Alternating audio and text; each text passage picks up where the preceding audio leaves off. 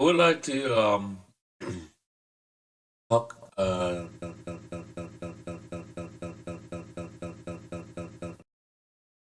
lots of patients and confused about pharmacy today, especially um, retail pharmacists uh, and people who work um, at the chain pharmacy like CVS, Friends, Walmart.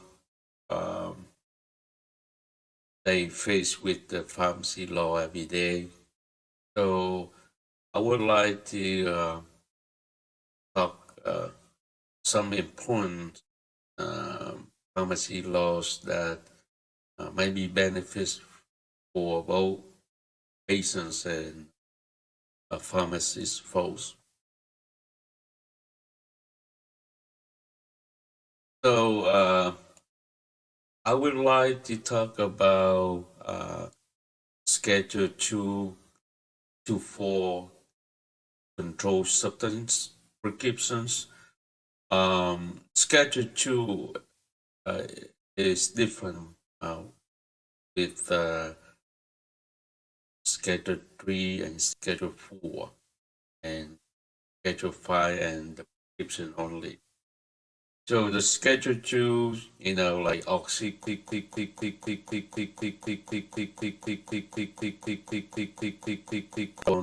morphine, uh, those medications, uh, controlled substance, Schedule 2 or C2 prescription. So first, I would like to discuss about day supply. Okay, so excuse me. So the day supply of C2 prescription, um, the maximum day supply for the C2 prescription is 30 days. Um, but for some C2 medication, the maximum day supply can be 60 days, like for those medication for the dextroamphetamine or methylphenidate for the ADHD. So those medication um, can be 60-day supply. And some injectable infusion medication during the bumps, um, they may be okay for 90-day supply. So for these day supply limit is a different and vary state to state. So you may need to check with your state law to see uh, what are they supply limits for the Schedule 2 prescription.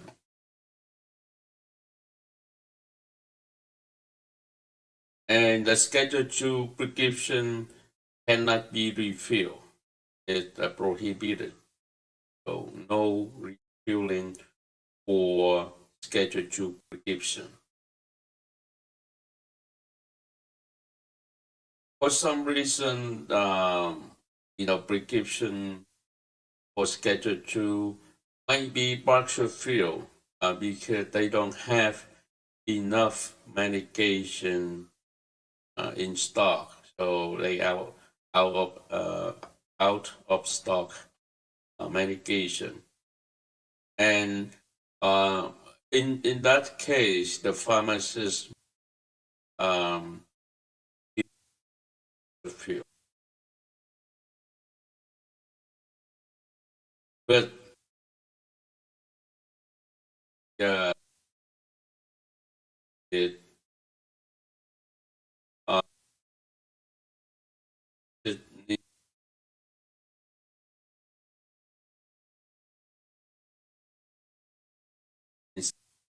and action, the revision uh, must report to the prescriber, the doctor who prescribes the medication. This little, it has some complication if something happen after the partial fill. Um, and then it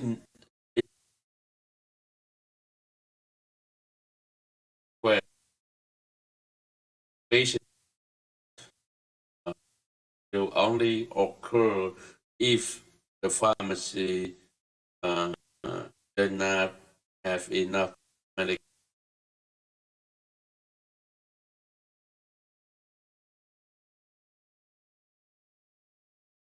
Long is valid.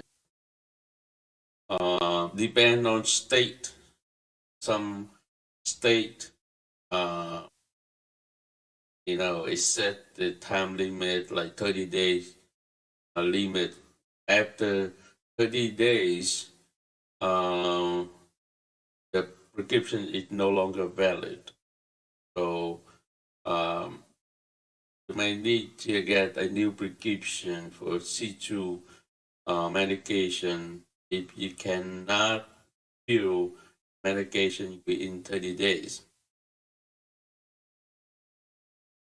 Um, but for some medication, for some patients, like patients in long-term care facility, like a nursing home patient or patient with a diagnosis of terminal illness, and the prescription may be valid up to 60 days from the day of issuance. So um, for the patient, the prescription um, can be filled within 60 days from the day the prescription was issued.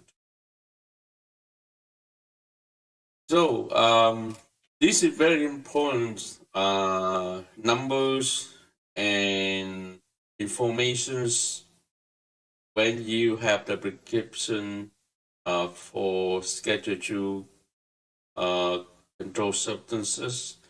You need to know some basic information to avoid, the prescription become invalid, and make sure you get enough medication, the total quantity, um, total quantity prescribed instead of a partial fill. If you uh, don't get a partial fill within 72 hours, then you cannot get the rest of the medication.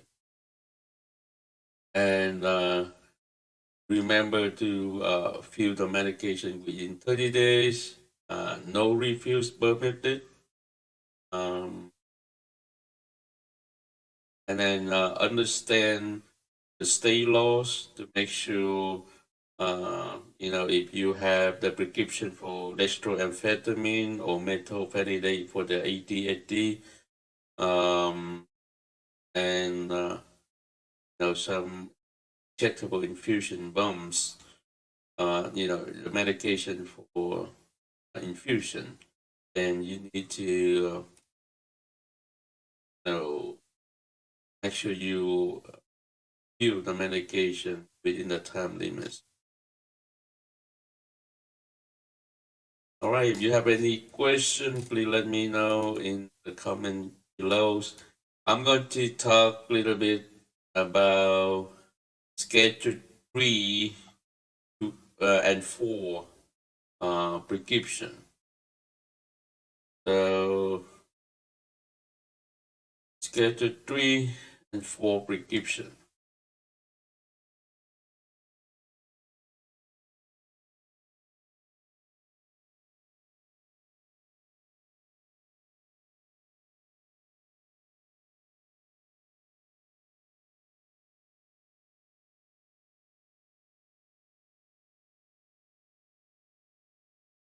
There you go. Schedule 3 and 4 prescription.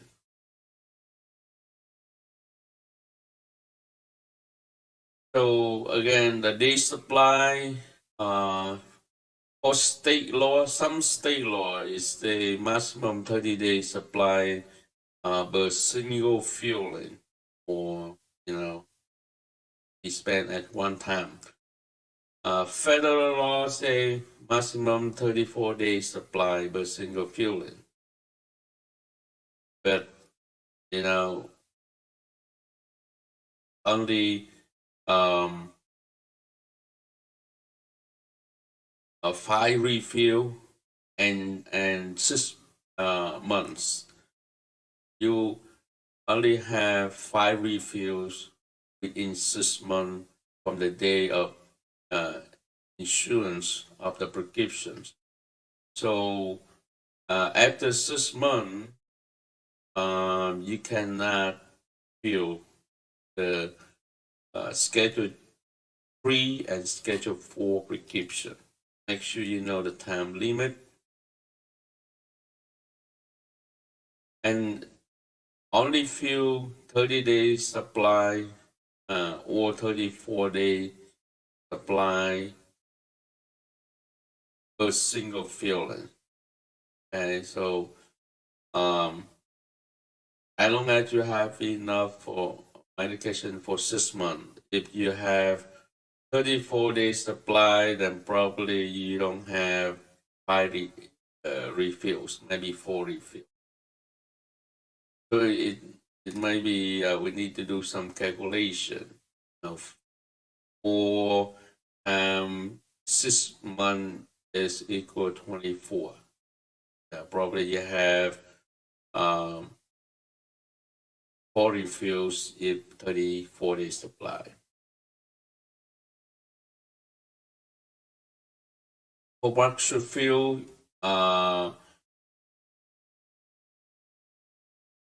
yeah, if the pharmacist unable to supply the prescribed quantity due to out of stock or the patient request, so it's different with the Schedule 2 or C2 prescription. C2 prescription, the patient cannot request a box refill.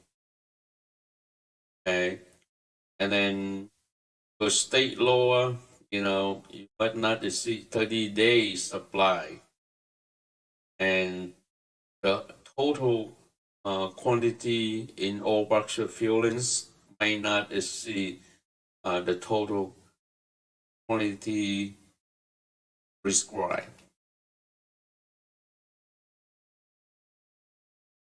And then after 6 months from the day of the prescription issue, you cannot do a partial fill or any refill, nothing after 6 months. Again, the prescription may be valid for up to 6 months from the days the prescription issued. So these very basic but important information all patients and pharmacists should know to avoid any arguments when the time that the patient needs medication but cannot be filled, or too soon to refill, things like that. Generally, pharmacists may dispense the schedule prescription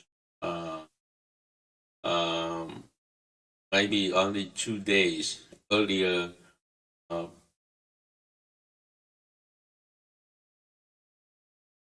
If the patient want to get the prescription too early, they only do 2 days early for most of the scheduled substances.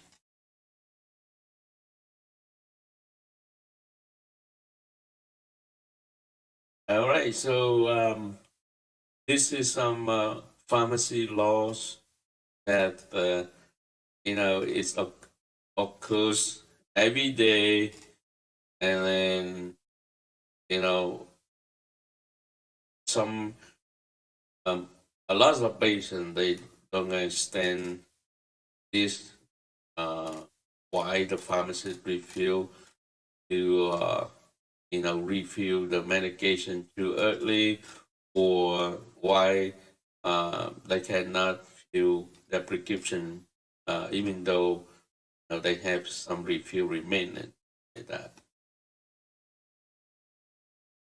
And the pharmacist, the healthcare insurance might have some information. For example, if you fill the prescription multiple pharmacy, uh, your insurance may let the pharmacist know that you already fill this medication from the other pharmacy. So the pharmacist will know if you already got the medication for the pharmacy. Right? If you have any question or concern about this pharmacy law, please let me know in the comment below. Thank you for listening.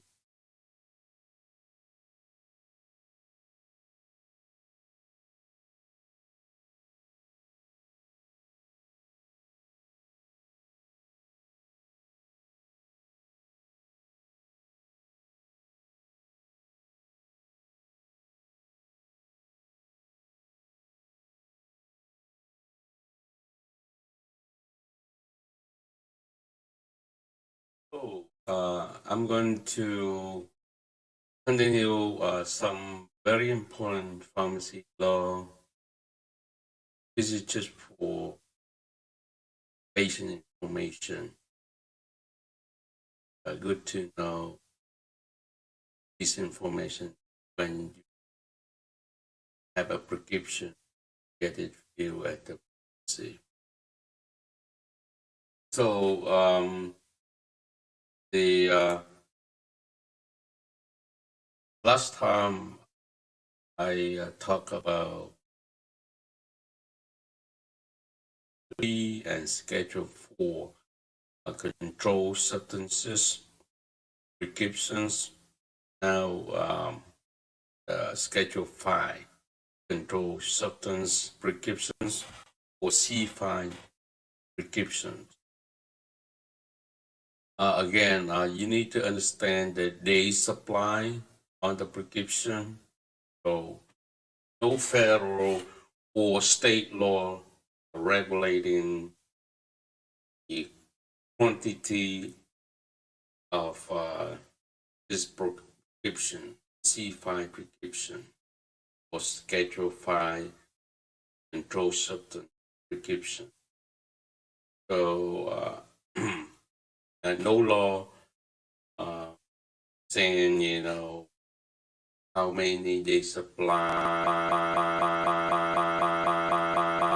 anything filling any one time.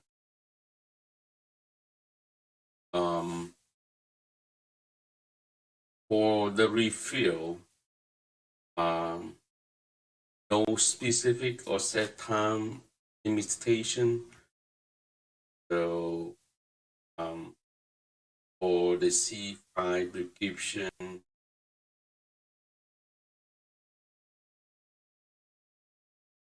the law doesn't say how many days supply can be refilled.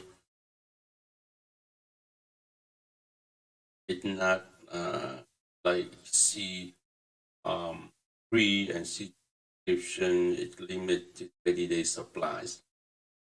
So, but many states, may limit refills of C5 prescription by refills within a 6-month period. It's like C3 and C. C4. C3 and C4 it limits to 5 refills in 6 month period. So it depends on where you live. Your state may one set the limit, set the time limitation C5 prescription.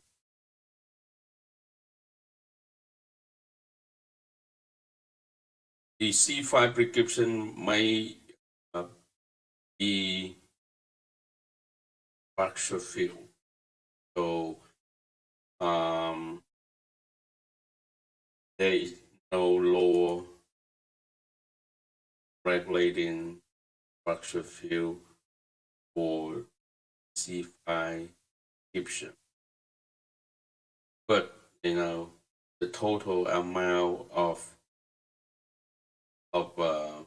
all fracture filling but not exceed the total amounts required.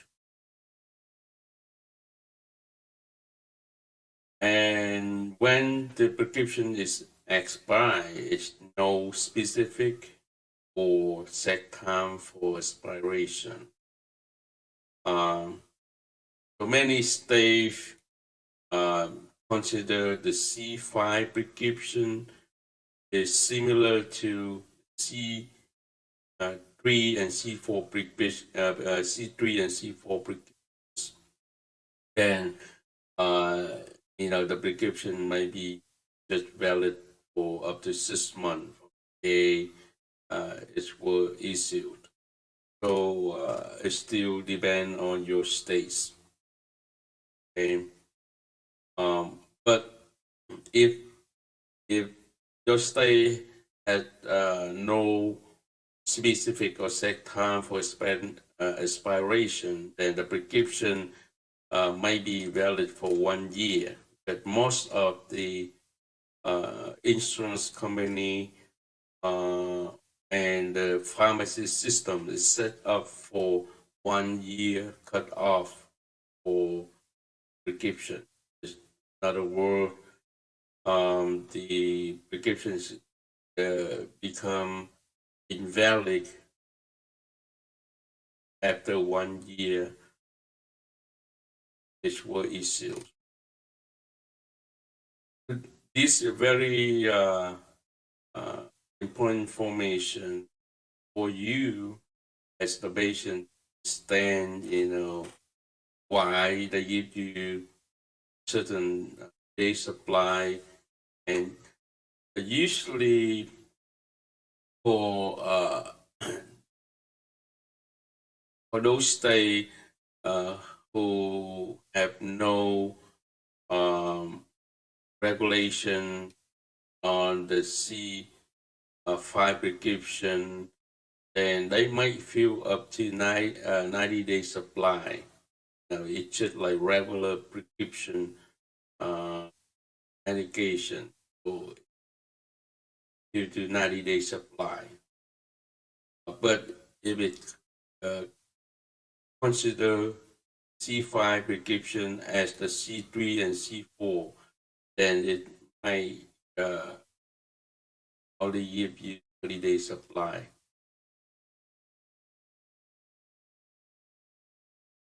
And again, check your state regulation to see if you can refill the prescription beyond 6-month period. And most of the prescription is not valid after 1 year. Those very important limitation of the prescription. Please let me know if you have any question for the Schedule 5 controlled substances prescription or C5 prescription. Thank you.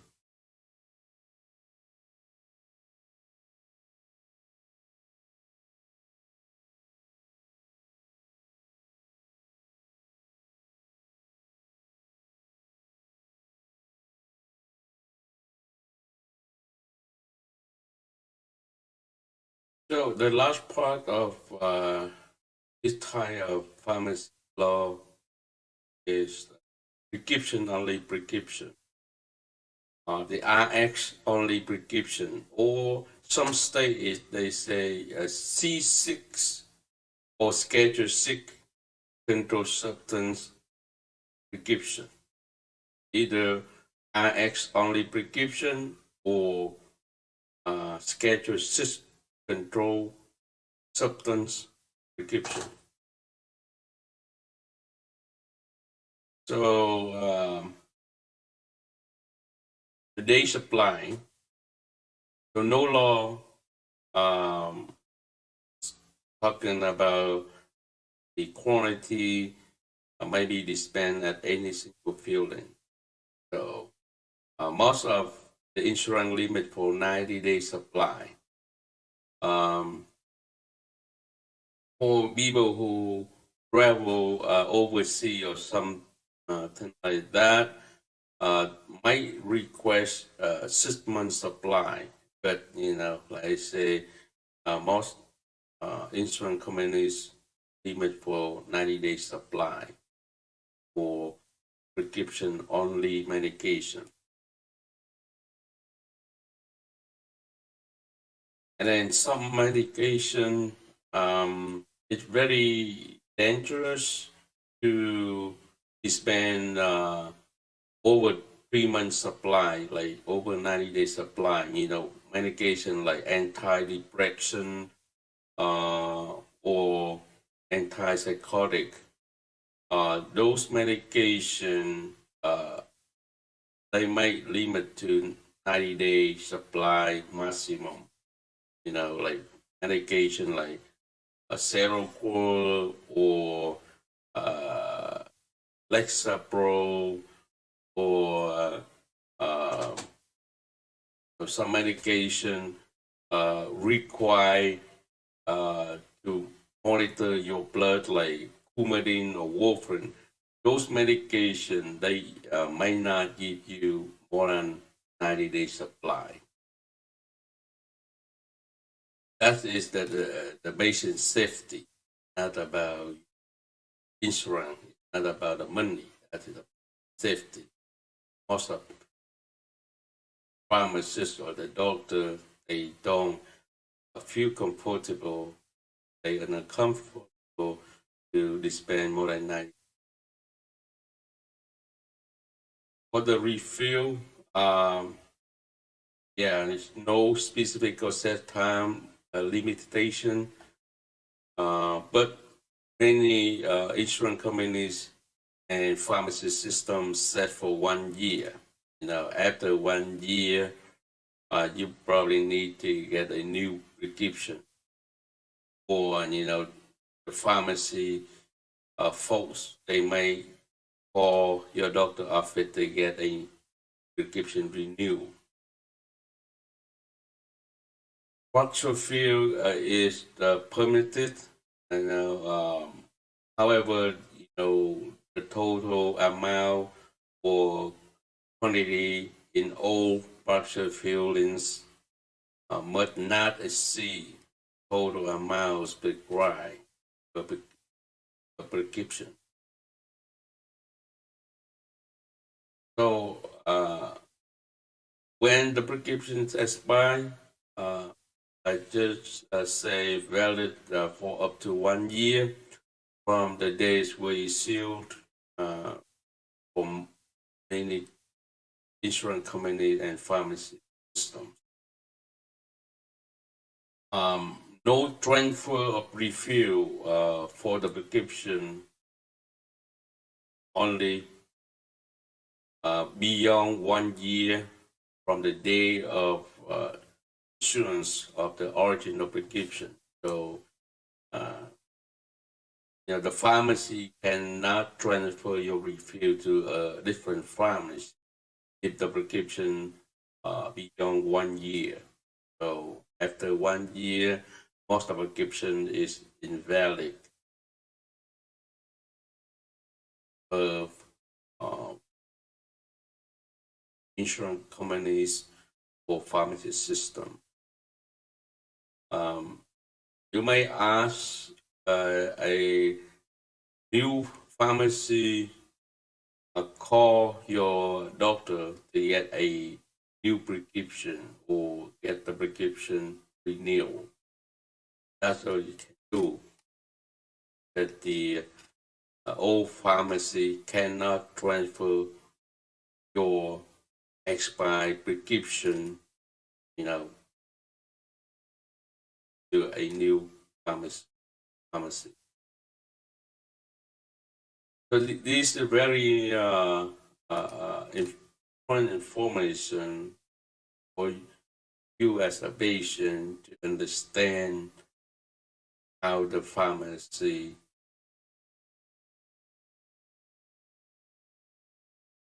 fill your prescription at local pharmacy.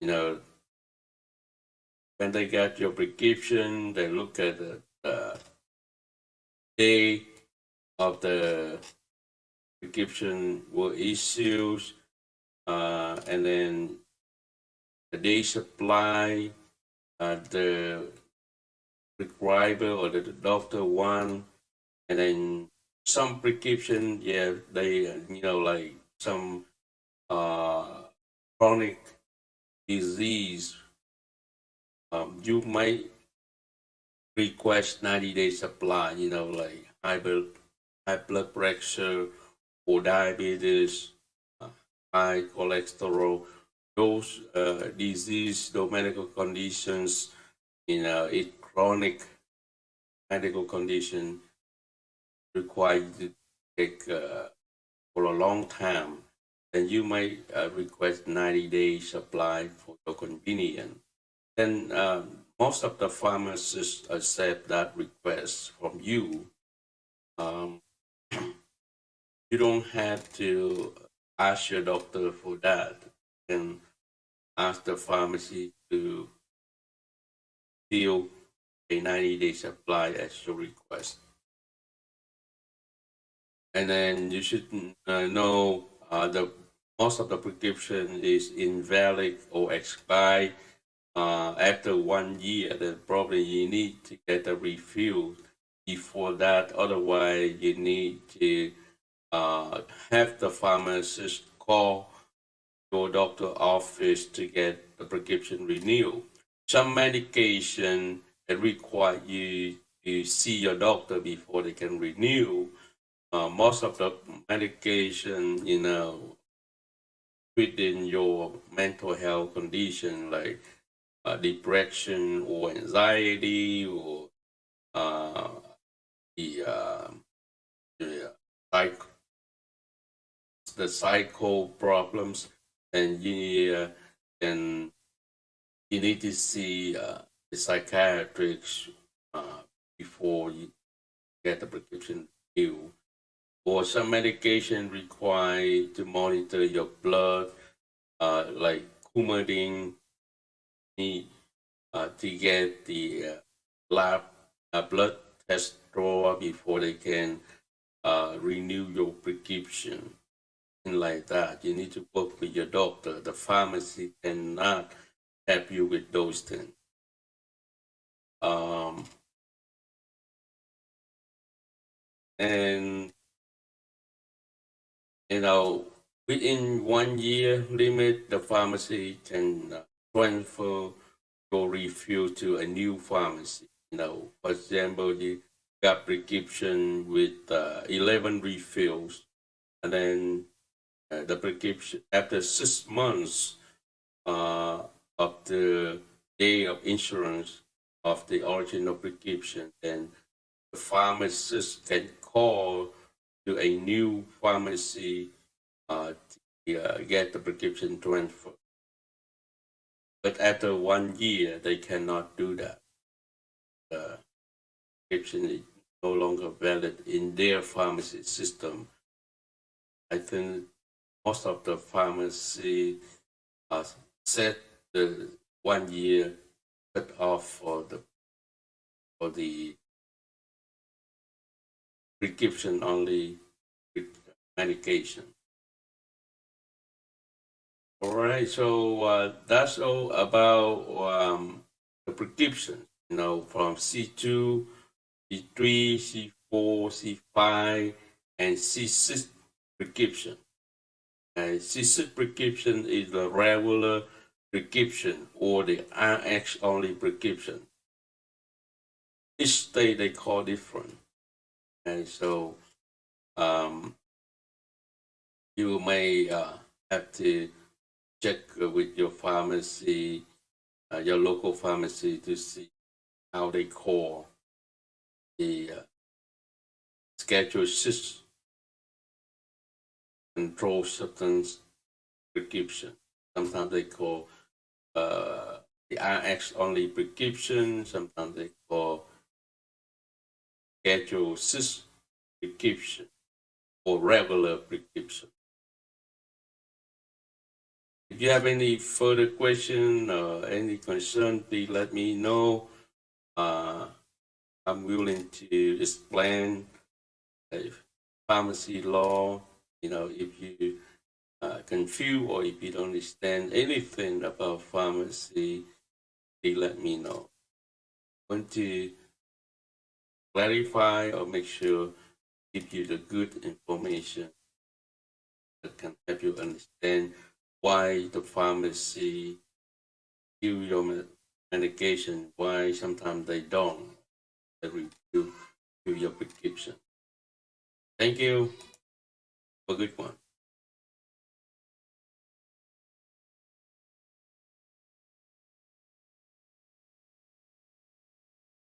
Some of my keep asking different goal. I know. So when you go to Google and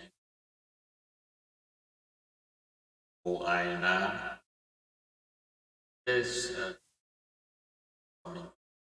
here is a basically go up INR or the full range of INR is between 2 and 3 most indication, except for the mechanical mitral valve replacement or mechanical heart valve INR 0.5 to 2.5. That's correct, but also the other special INR is 2.5 to 2.5, and not only the mechanical heart valve. Sometimes if people who have different thrombosis or DVT or the AFib that cannot be controlled by warfarin with the go-to-3. For example, people have been taking warfarin with the INR between 2 and 3, but still have stroke or still have recurrent DVT or PD. They may increase the INR range to 2.5 to 3.5. Make sure they're not having stroke or the recurrent DVT or PD when they are at therapeutic level. And sometimes they have the patient additional medication like aspirin. Then the current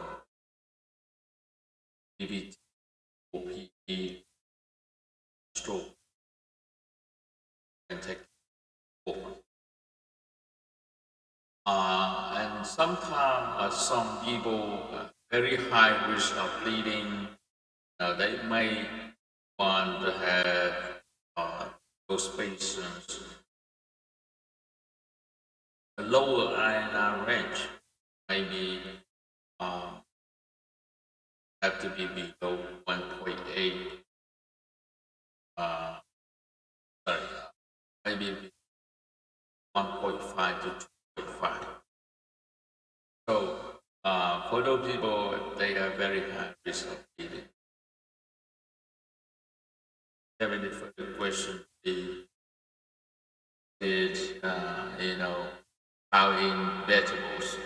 So you should eat some greens, but you need to be consistent with your vegetables. You should eat same amount of vitamin K or same amount of greens every day to make sure your warfarin stable in your body.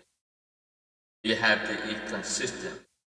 You need to know how to measure your vitamin K, phosphorus, or spinach or kale contain a lot of vitamin K.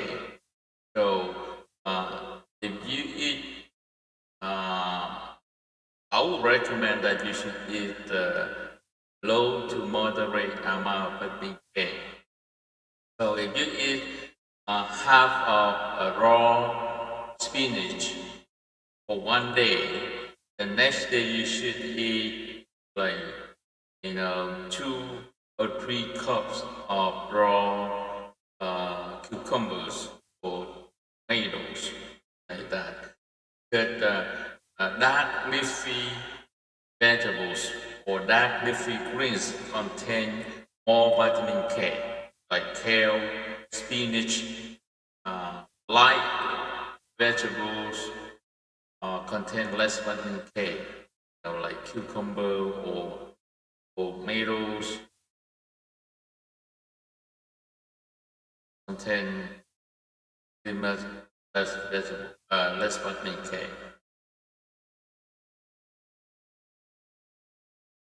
So I would recommend that you should eat low to moderate amount of vitamin K, but you must be consistent every day to make sure that your warfarin stable stabilize in your body.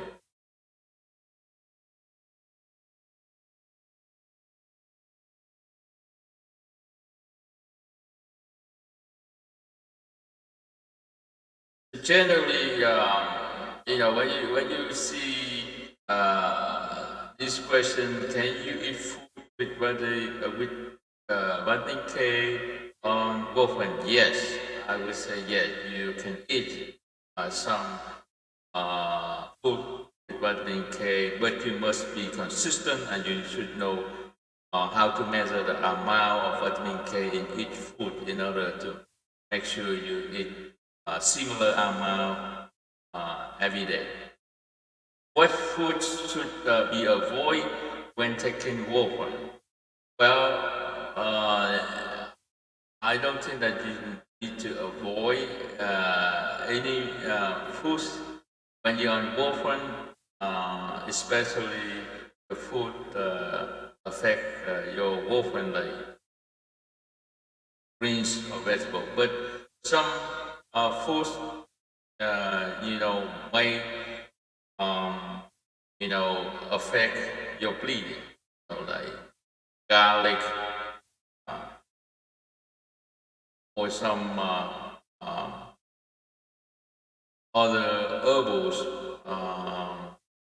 It may increase your INR, so it may increase your bleeding. So I uh, try to avoid those medication may cause bleeding. The vitamin K does not increase your INR level or does not raise your INR level. It decreases or it lower your INR level. So what it means when it's low iron level. So when your iron low, you are at increased risk of blood clot. When your iron level is high or critical, is increased risk of bleeding. That is why you have to make sure you are in stable and in the range. Um, there are two typical range. One, the normal range for certain medical condition like uh, EVT, AFib, the normal range between 2 and 3 for the INR. For mechanical heart failure, the INR level is between 2.5 to 3.5. So it depends on medical condition. You have a different INR range. You have any further question on this topic or the issue? Please let me know in the comment below. Thank you.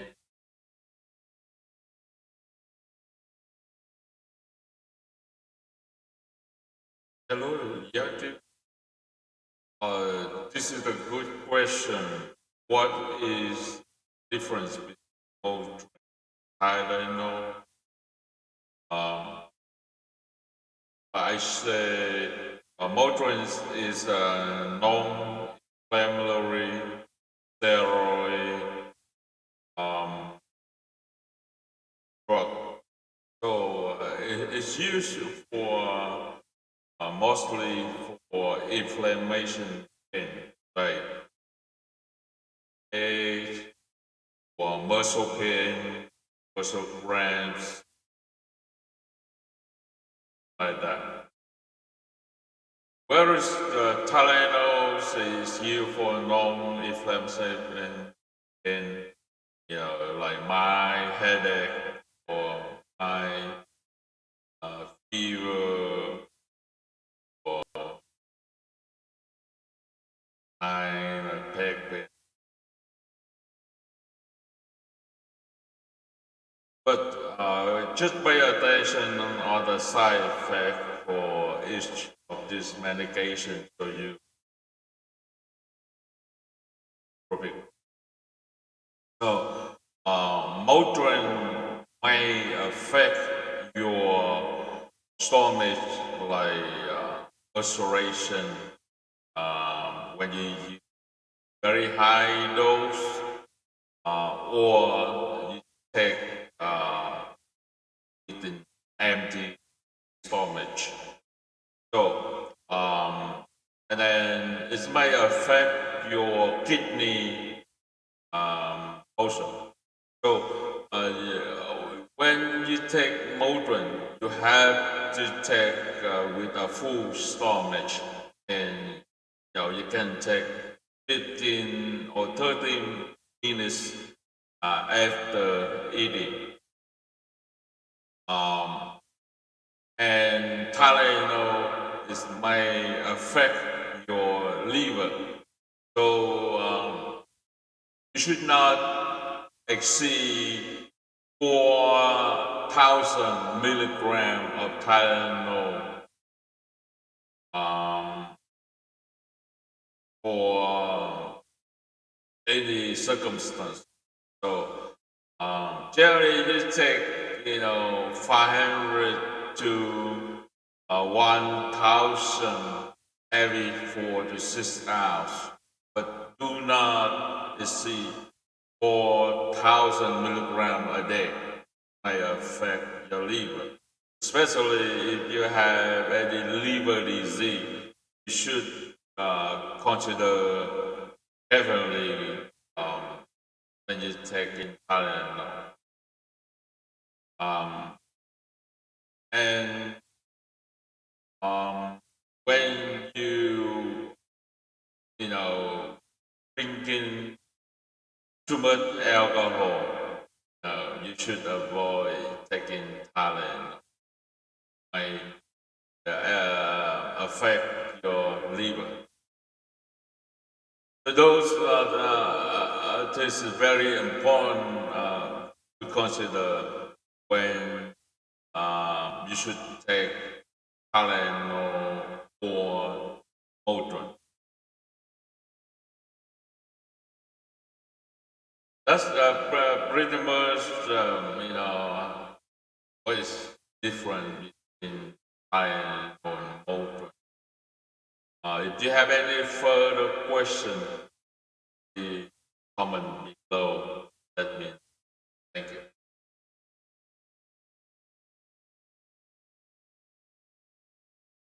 Hello. This is a very good question. Uh, Lots of people taking fish oil nowadays for their cholesterol um, and other medical conditions such as arthritis, inflammation, or uh, for the heart. So there are some drug interaction between fish oil and coconut. Um, some people may experience more bleeding or bruising when taking fish oil and coconut. So if you have any abnormal bleeding or bruising, um, you should report to your doctor. Anyway, before starting fish oil or any over-the-counters or herbals, you should check um, the doctor who managed your warfarin to make sure he or she aware of new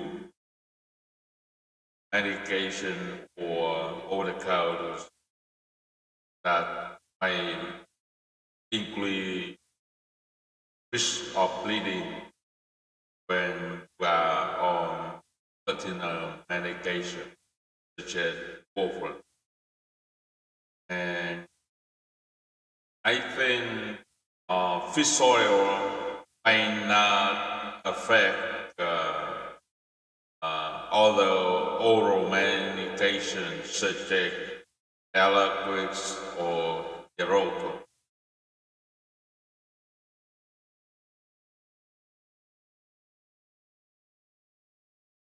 Hi, Frank. Pam,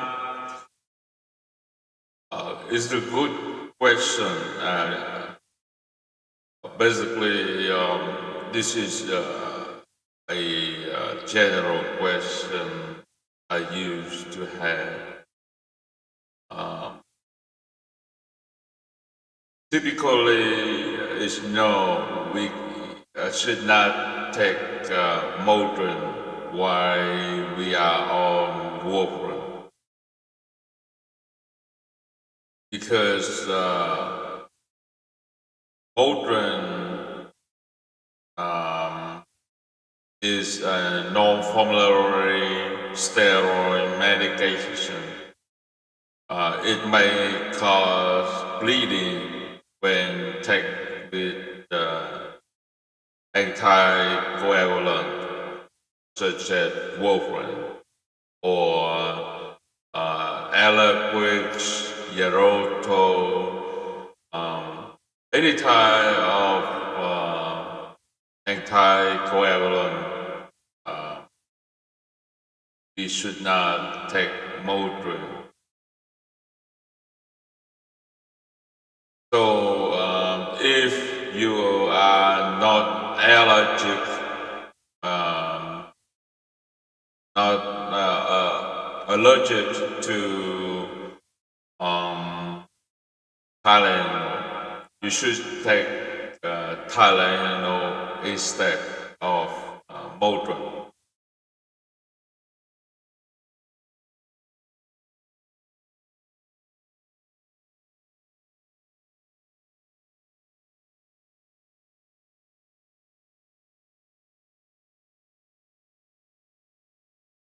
Hello, Yang Ting.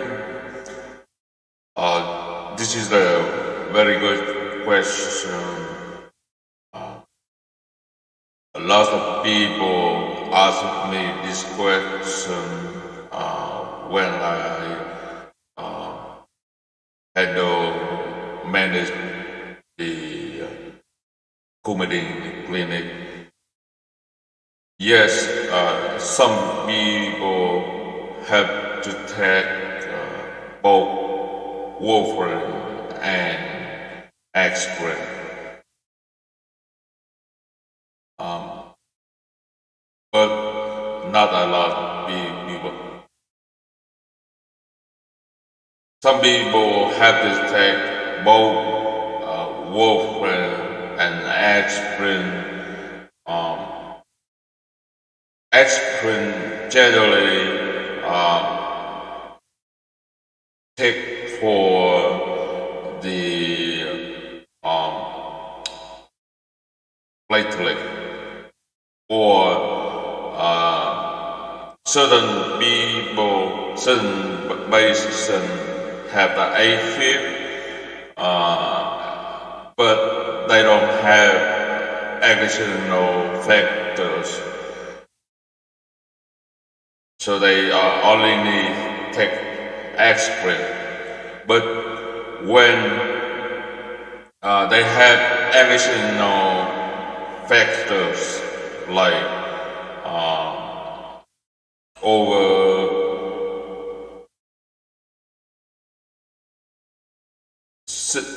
over 75 or have diabetes. So generally the JAK2 score over 2, they should take the anticoagulant instead of take only aspirin. But some people have to take aspirin and warfarin because they have additional conditions. For example, people who take warfarin for the AFib, and they have to take maybe aspirin for the stent. People who have the stent in their body, they may have to take aspirin for 1 year also. Some people have to take the other anti-platelet like Plavix. So depending on your medical history, your doctor or your pharmacist will review whether or not you should take both aspirin or warfarin. Thank you for your question.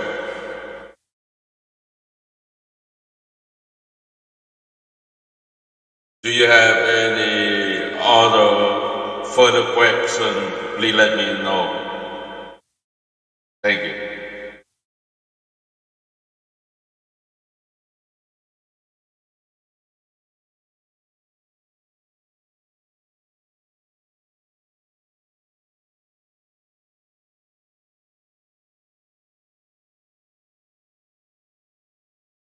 Hi, Yang Ting.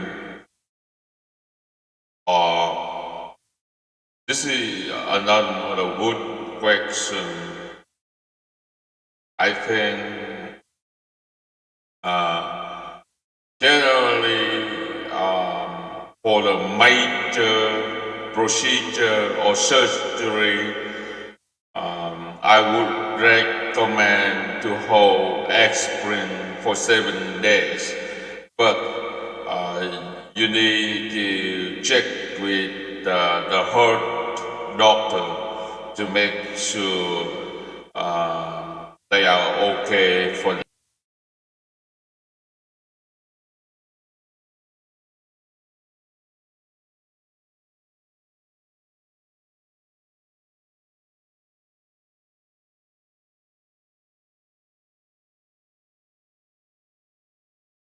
how to switch from warfarin to Eliquix.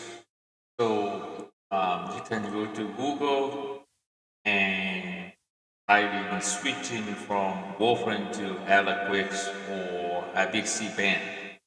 You can find uh, about 400,000 results.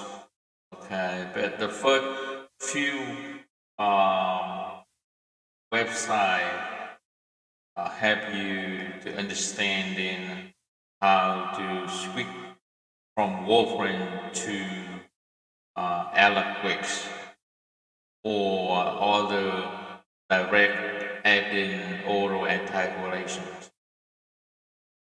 So for Eliquix, we'll um, switch to the Eliquix when the iron are less than 2.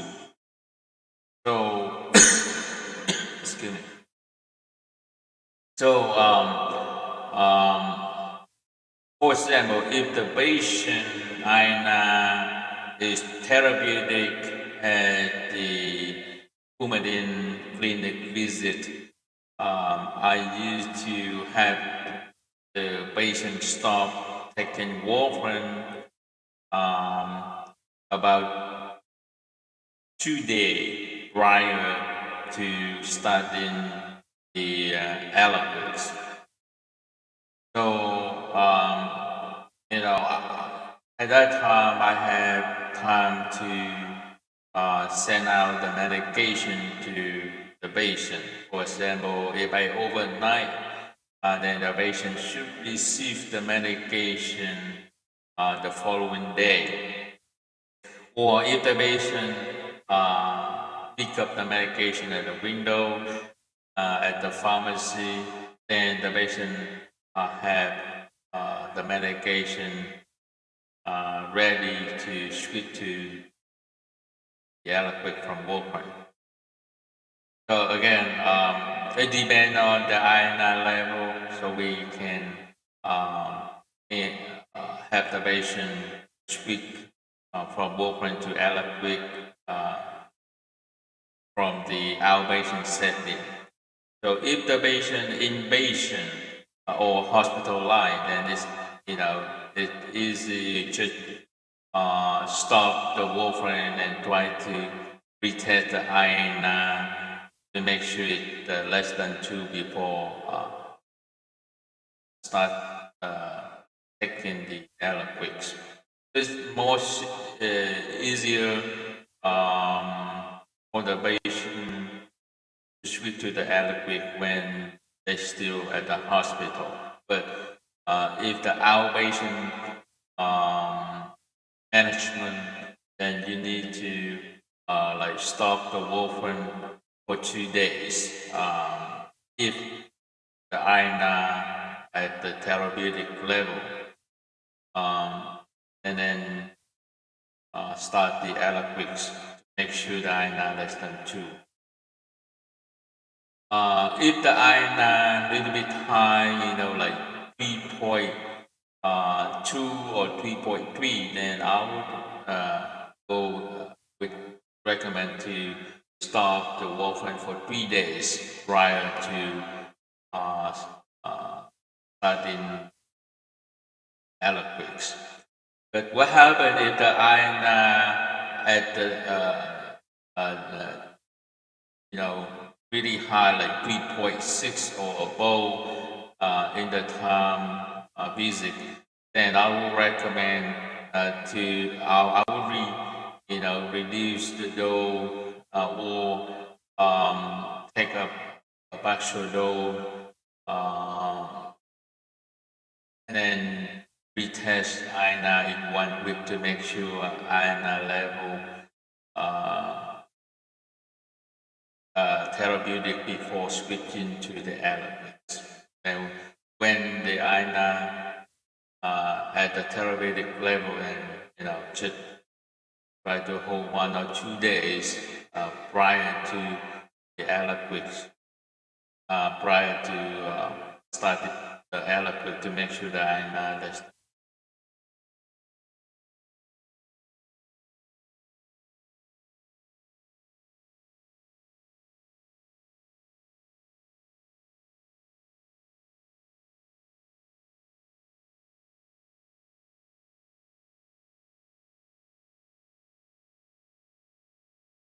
the COVID-19 caused VTE, the thromboembolism, venous thromboembolism, the DVT or PE, deep vein thrombosis or pulmonary embolism. You can go to Google, you can type COVID-19 cause VTE. It will show up, about 840,000 results. So the first few results indicate that the patient with the COVID-19 infection might experience an increased risk of venous thrombosis, the DVT or PE. So, and then you can see the most popular website in the medical field is uptodate.com. It also shows that the COVID-19 patient might experience the coagulation disorder. And then in the following website, Boston Medical Journal.com is also show that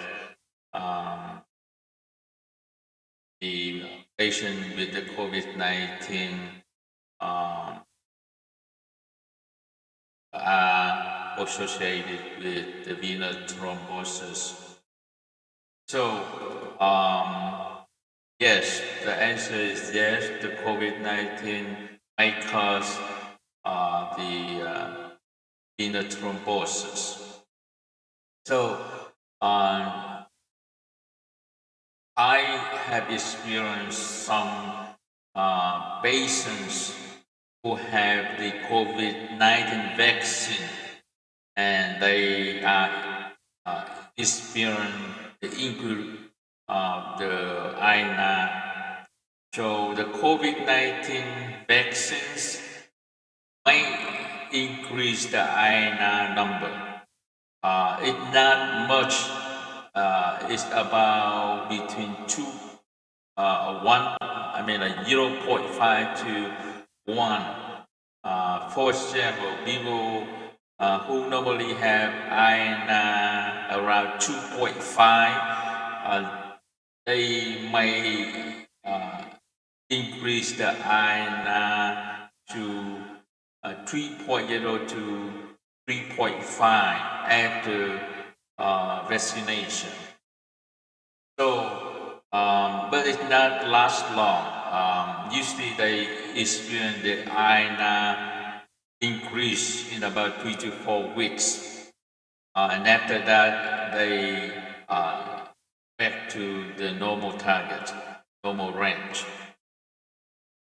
So in those 3 to 4 weeks, the patient who have increased the INR due to the COVID-19 vaccines I used to decrease the warfarin dose a little bit, like maybe just a half dose per week to make sure that I'm not outrange, uh, it's not super therapeutic. So, excuse me. So yes, some people have a concern whether or not the COVID-19 vaccine affect the INR level or not. Yes, they, they do affect the INR level, but not much. Thank you.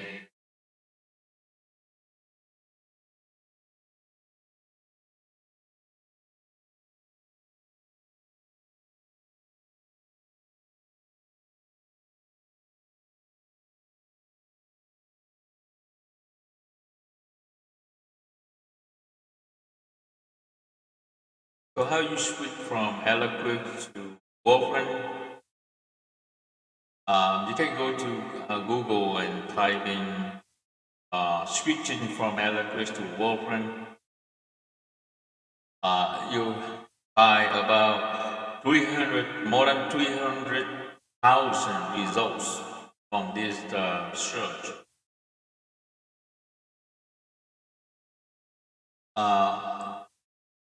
But the top few website have some very important information for you. The first one say converting the aliquots or BC-band.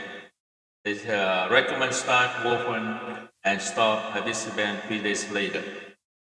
So this is correct, but this depends on the warfarin level. For example, um, the baseline for warfarin, before you start warfarin, you need to get the baseline warfarin. Okay, and the normal warfarin is usually below 0.9 or 0.9. So around that level is normal warfarin. The people never on warfarin before. But how about if the warfarin level at that time at the baseline very high, like 0.2, I mean 1.2 or 1.3, like that, and you may need to stop abisiband maybe this or so. And then the second option, they say maybe stop abisiband and then start the parenteral anticoagulant or the injection anticoagulant. So, like Lovenox, and then warfarin at the same time. So, for some people, they are very high risk of stroke or high risk of complicated situation. So you need to make sure that the patient not have any kind of life-threatening issue. So at that case, you may if you want to switch to warfarin, then you probably need to make sure warfarin at a therapeutic level. In order to do that, because it takes about 3 to 5 days in order to make sure that I get to into the therapeutic level. In order to make sure that they need to have some form of injection, like local injection, to make sure the patient is not risk of having stroke or dangerous blood clot. So that's about what you need to know when you uh, switching from aliquid to warfarin. But you need to make sure you have the baseline iron, and then based on the iron level, you may need to uh, to make sure when it's safe to stop the aliquid. Maybe 3 days later, if you have no more baseline INR, if you have high baseline INR, then you might need to consider to stop the aliquid a little bit sooner. And then if you think that the patient is very high risk of having stroke or dangerous blood clot, then you need to make sure that you have some form of the injection, like low venom injection, make sure um, the iron level at therapeutic um, before you stop the low venom injection. Make sure the patient not having stroke or dangerous blood clot, like blood clot in their lungs. Thank you.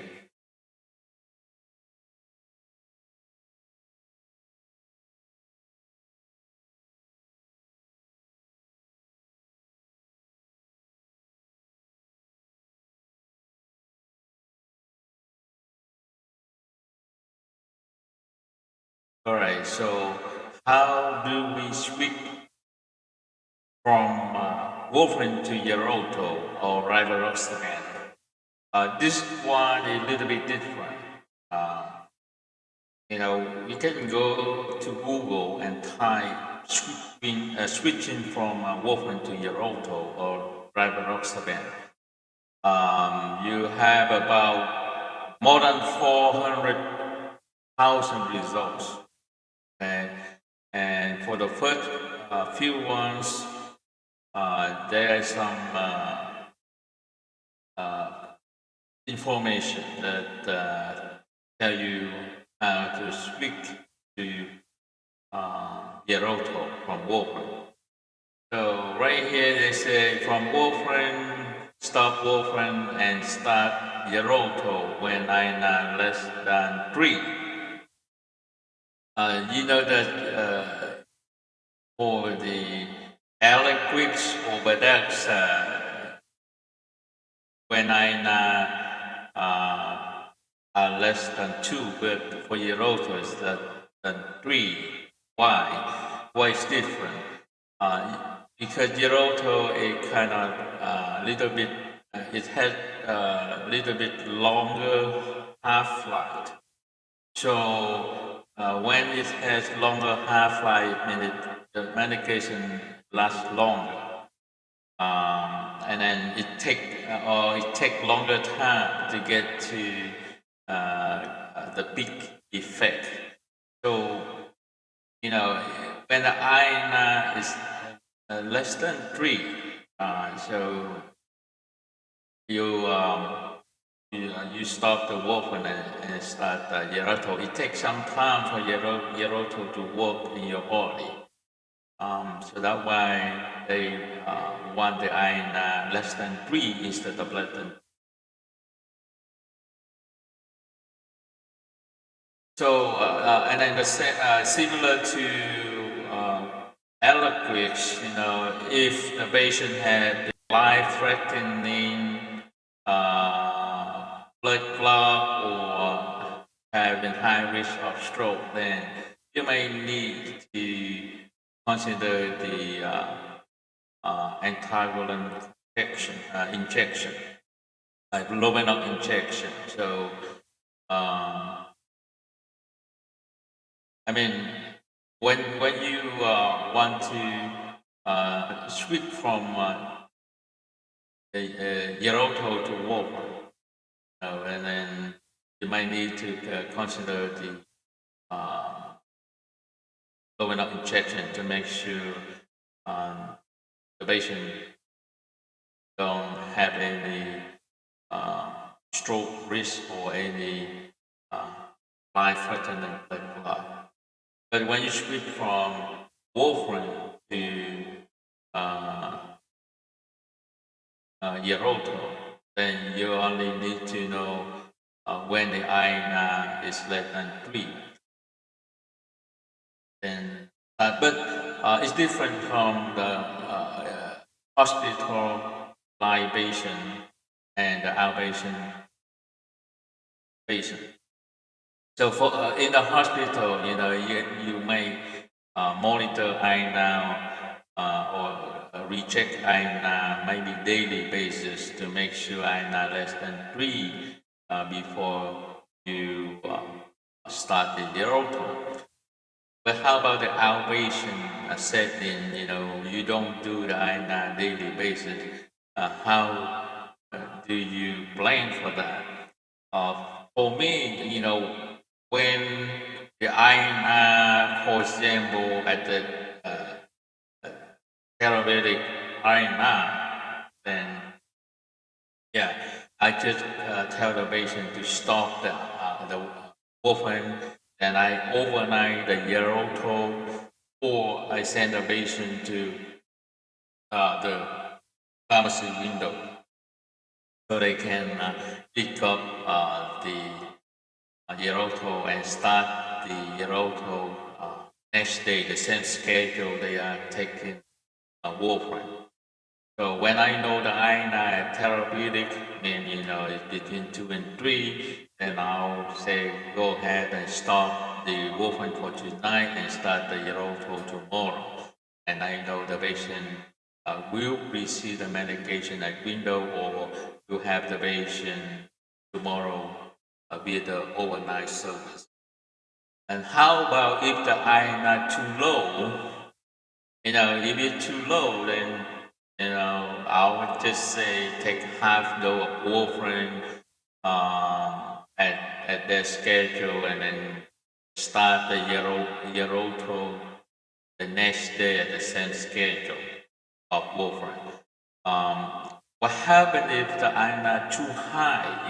Like 3.5 or 3.5 or 4 or or about 3.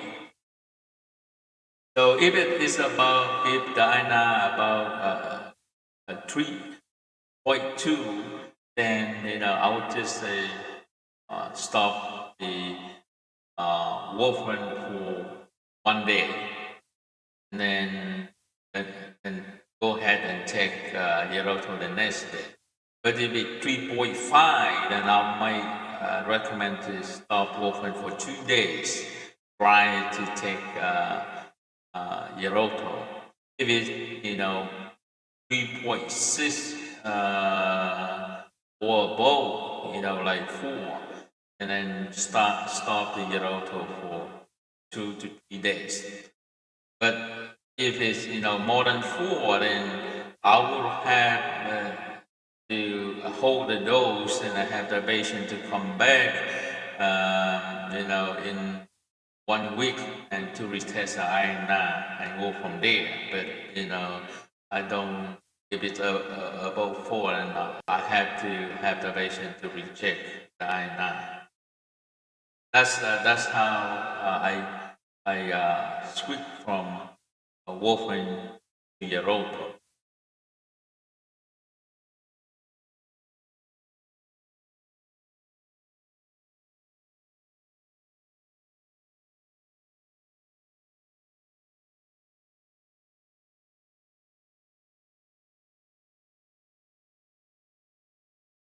How to switch from Yeroto to warfarin? You can go to Google again and type in switching from Yeroto to warfarin. You have about 45,000 or 4,500,000 results. So that's a lot, but for the first few results, and learn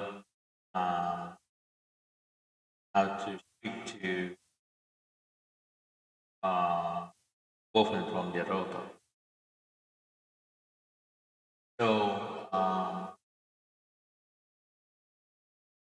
they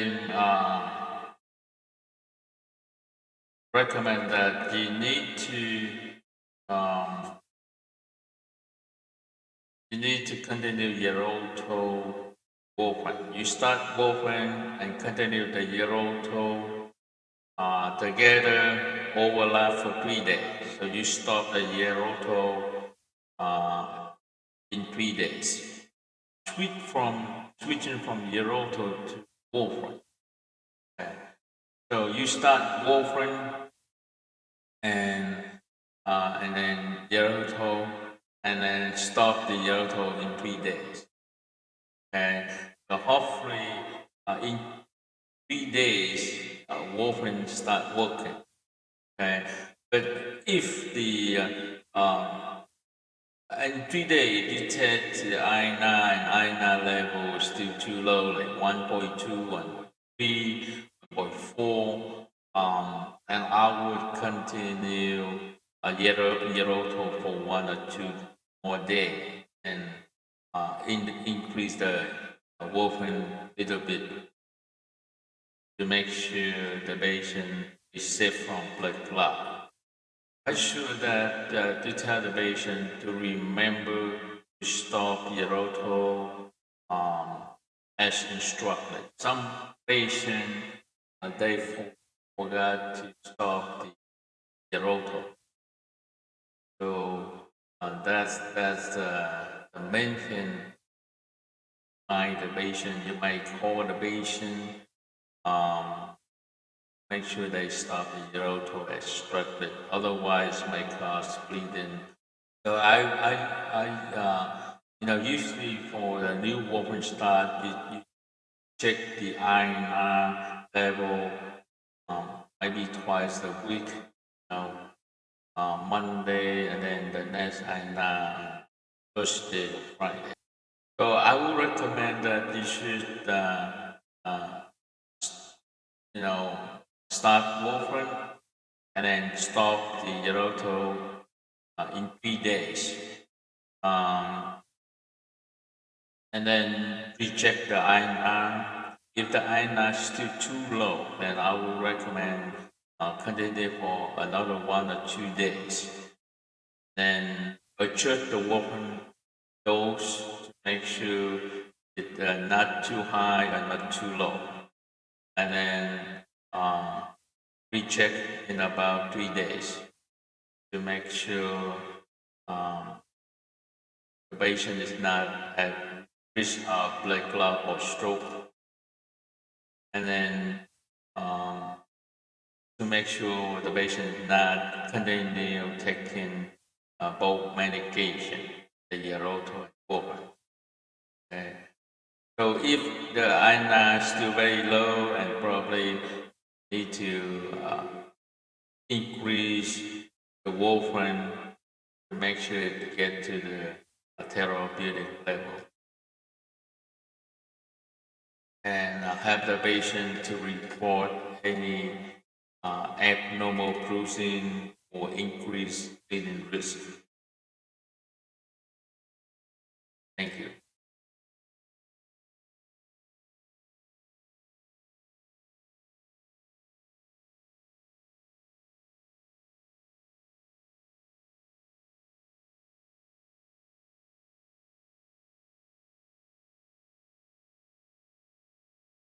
How to switch from warfarin to Badax? Go to Google and type in switching from warfarin to Badaxa. You have about 340,000 results. The first few top results, we may have some information. Here, pharmacist.com give you a very quick information. So you stop warfarin and start Adaxa when INR less than 2. So this is zero recommendation. but how you apply if you are from the hospital setting. If you work in the hospital, you might check INR daily. So when is INR less than 2, then you start by that on the same schedule, start the work. And Badaxa is twice a day doses. You take one capsule twice a day. How about the outpatient setting? Um, if you check the INR and INR is less than 2, and the patient has the outpatient clinic, and you are able to give the patient the medication, the Badaxa, then the patient can start Badaxa at the schedule of warfarin. Stop warfarin and start Badaxa. But when I'm at the therapeutic level, like between 2 and 3, so you have to wait, like hope for 1 day to make sure I'm less than 1 to 2 days to make sure I'm less than for the patient start the Badaxa. But if the patient need to, if you need to send the medication to the patient home, if you overnight, it may take one day. And then if the INA is at the therapeutic level, then I need to go 1 or 2 days, make sure INA less than for the patient. If the INA at the time of visit is like 3 point above the level, 3.1 to 3.5, then probably the patient needs to hold more than 2 days, like maybe 3 days.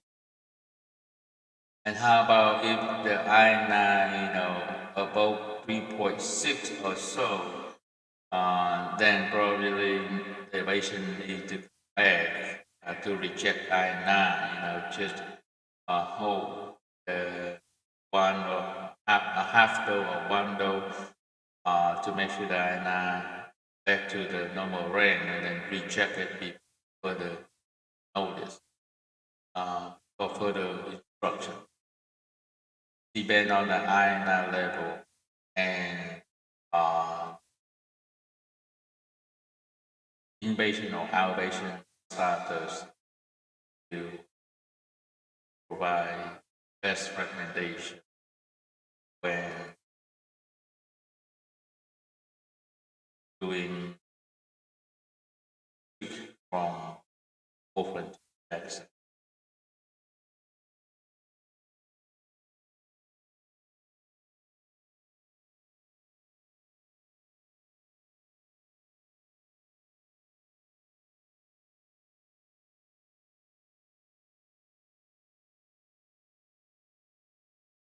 How to switch from Badaxa to warfarin or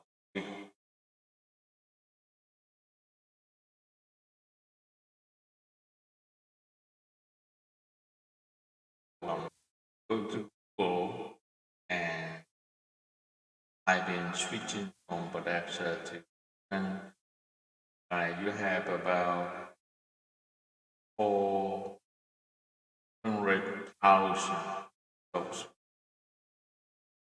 Again, when you look at the first few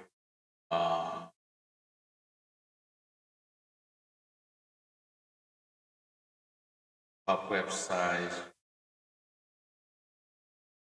right here, stop warfarin and start the bigger trend when I'm less than lower limit of therapeutic range, less than 2. pharmacist.com recommend stop warfarin and start the bigger trend when I'm not. So, in the hospital setting, you can do daily iron. So you check the iron, it's less than 2, then just stop, open, and start the bigger trend. But how about the outpatient setting? Um, at the time of visits, when iron less than 2, then probably you can hold the bigger trend one day and then um, start the Badaxa. If the patient has the medication um, on hand, then you may, when I know less than 2, stop warfarin and start the Badaxa. If the patient um, doesn't have the Badaxa on hand, like you need to overnight the medication, and like that, it may take 1 day or so to get to the patient home. So you need to, um, if the iron at the therapeutic level, then you just hold the bigger trend for 1 day or 2 days prior to start the Alexa. If the iron like 3.2, 3.1 to 3.5, then I would hold open for like 3 days or so to make sure that I'm not less than 2, then start the Alexa. But if it's greater than 3.6, I would hold the warfarin for 1 day and have the patient come back in 1 week to recheck the INR before further instruction.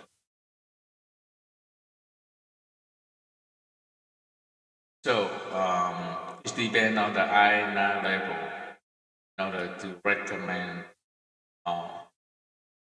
when, how many days need to hold the warfarin in order to get the INR less than switching adapts.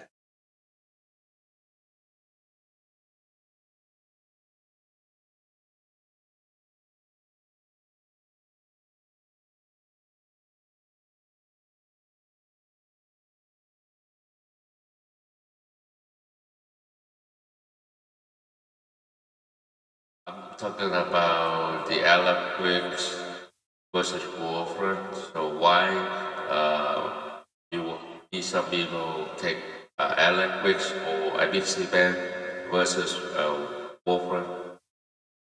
So when you go to Google and you just search for it, Alaquix versus warfarin, you will have about 600,000 results. Okay, so for the first few one, you can find some quick information why they choose Alaquix versus warfarin or vice versa.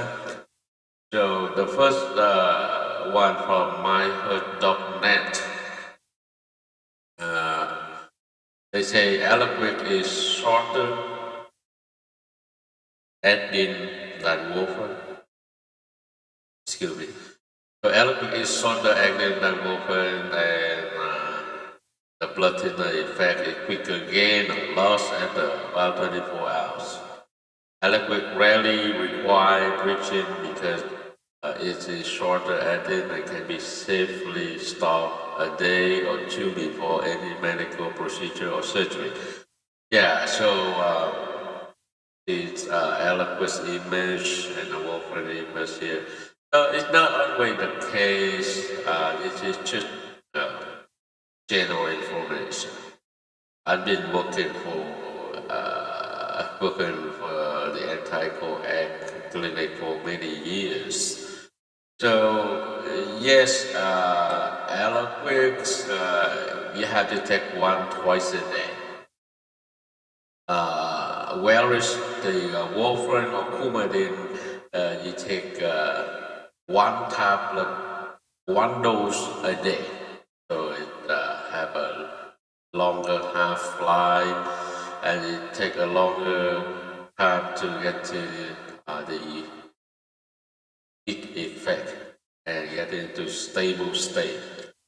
So usually warfarin take 3 to 5 days to start working in your body when you just start warfarin. And then it take 1 to 2 weeks to get to the beach. I mean like the peak. And then it become a stable state after 2 weeks or so. Eloquent is just similar to the low enough injection or enough suffering injection. So Eloquent is the fifth dose medication. Either take 5 milligrams twice a day or 2.5 milligrams twice a day for certain patients.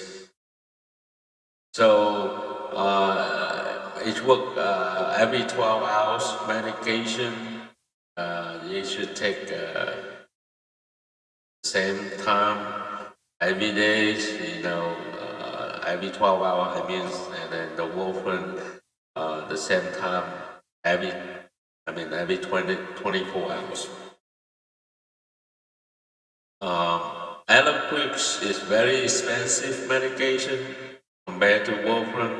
Eliquis, even though you have a copay, it is very expensive, like $500 per month, and then about 1,000 or more for 90-day supply. Either warfarin is like $10 for 3 months or so, so it's very cheap. Eliquis is a new medication. I think it's available since 2018 or so, 2017 until now. It's been studied and it's so that the Eliquis is effective just like warfarin. And for elderly people, it may be convenient. They don't, have to go with the confused notion with warfarin. Eliquis just take one tablet, fixed dose twice a day. So it may be best for a lot of patients, especially elderly people. Warfarin is very complicated in dosing. Someday you need to take one tablet, someday you need to take half tablet. It's a weekly dose, but you have to take every day. It's so very complicated. Another advantage of Eliquis is diet. Warfarin might be affected by the vitamin K foods like greens, vegetables like kale, cucumbers, spinach, broccoli, things like that might affect warfarin. If you eat more vitamin K food, it may make the iron level go down. And if you eat less vegetable, it makes the iron level go up. So yeah, must be stable with vitamin K foods every day. Eliquis is not a affected by vitamin K4. So, most of people happy with that. They don't have to watch for their diet. And another advantage of Eliquis compared to warfarin, Eliquis doesn't require close monitoring. Okay, some people, if you are over 75 and you have normal kidney function, normal liver function, you only required to test your blood, every 6 months. So, and then for warfarin, yeah, you have the maximum they can extend the follow-up is 6 weeks.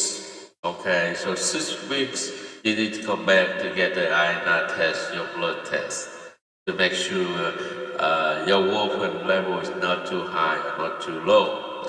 When the INR too low, it means you don't have enough warfarin in your body. When INR too high, it means you have too much warfarin in your body. It may cause bleeding. So that's why they have to test your INR level frequently. If you are stable, your INR very stable, then you can come back in 6 weeks. But if your INR level is not stable, you have to come back frequently, like weekly or 2 weeks or 3 weeks, depending on your INR level. If your INR level at critical, it means it's too high, like 5.0 or 6. Then you might need to hold warfarin and come back in 3 days or 2 days, things like that. But Eliquis is not frequent follow-up or test. No test required to make sure the Eliquis is enough in the body. No, we don't have that test. That test is very expensive and is no required. For the side effect, somehow, and then for elderly patient, Eliquis may be better than warfarin because they don't confuse.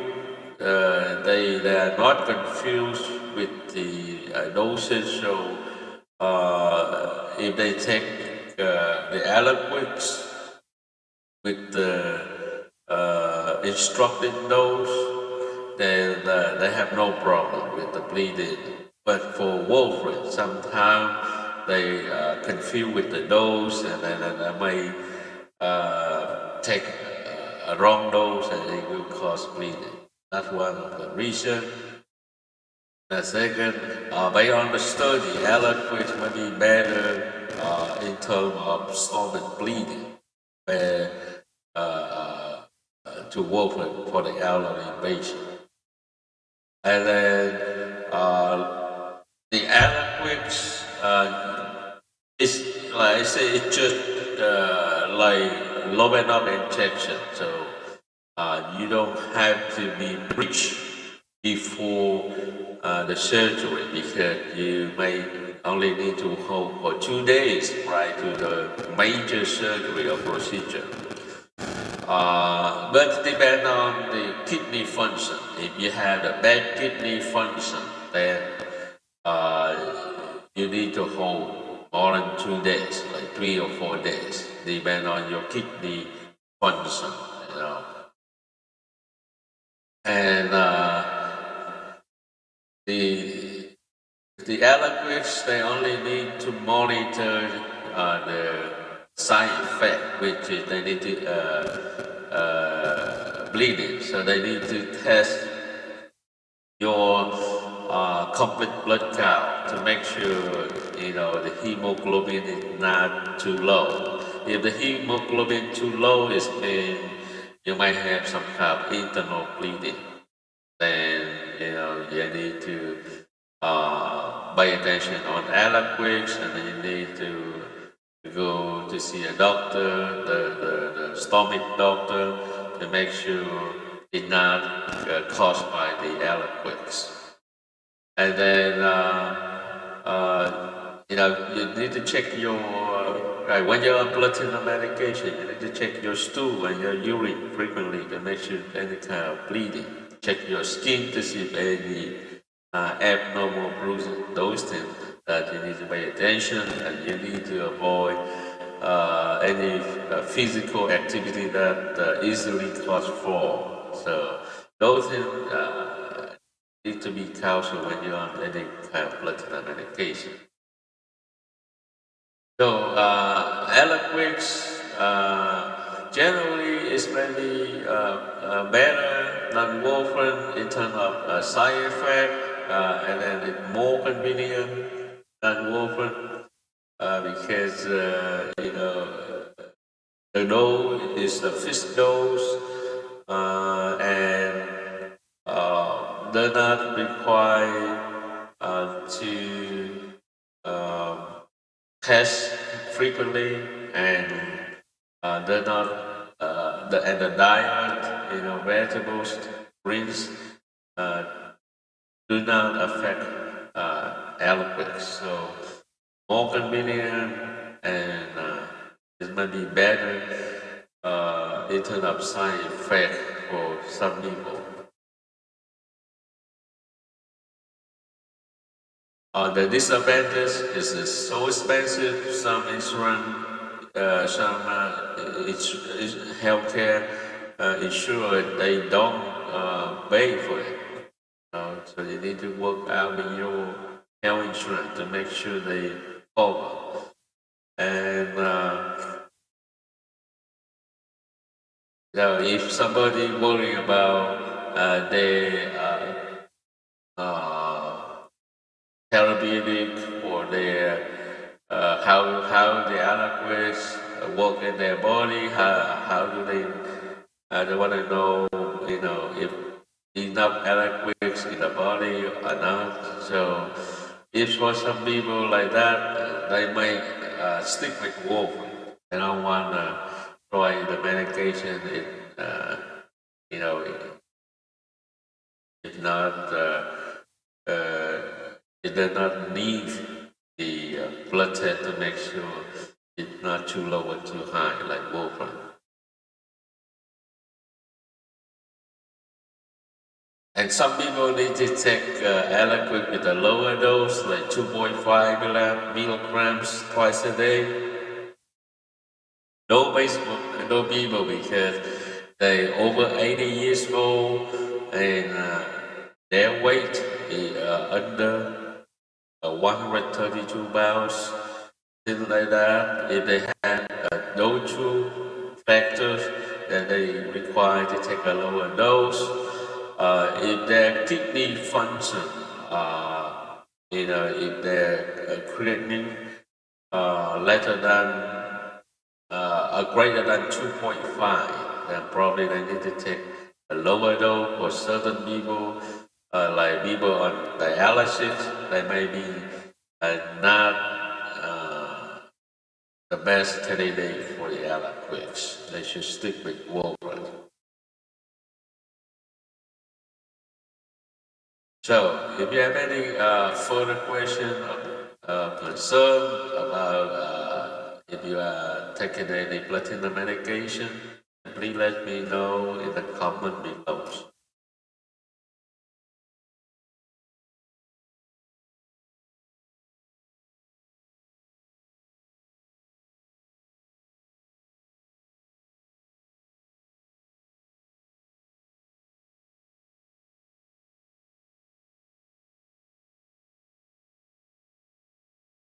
Today I'm going to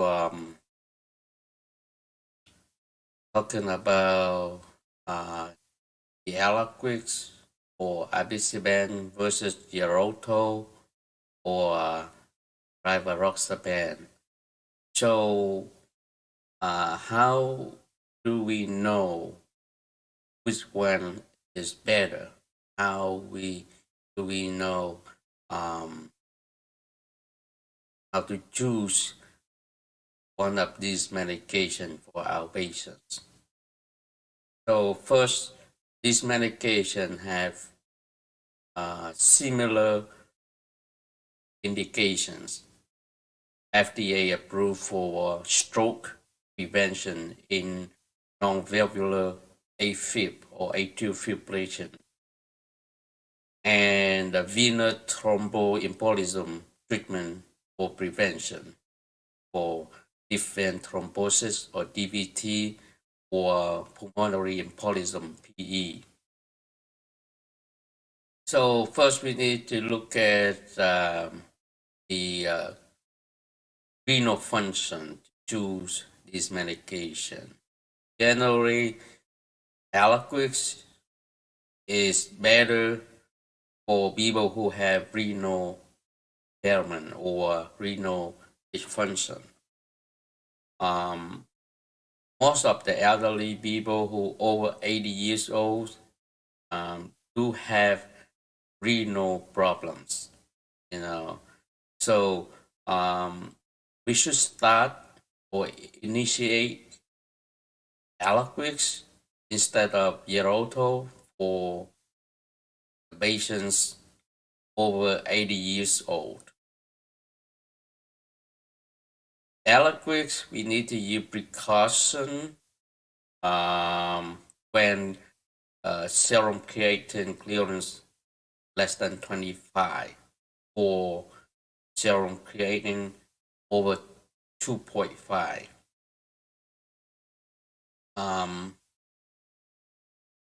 For these patients with significant renal dysfunction, we need to caution. We need to monitor closely, especially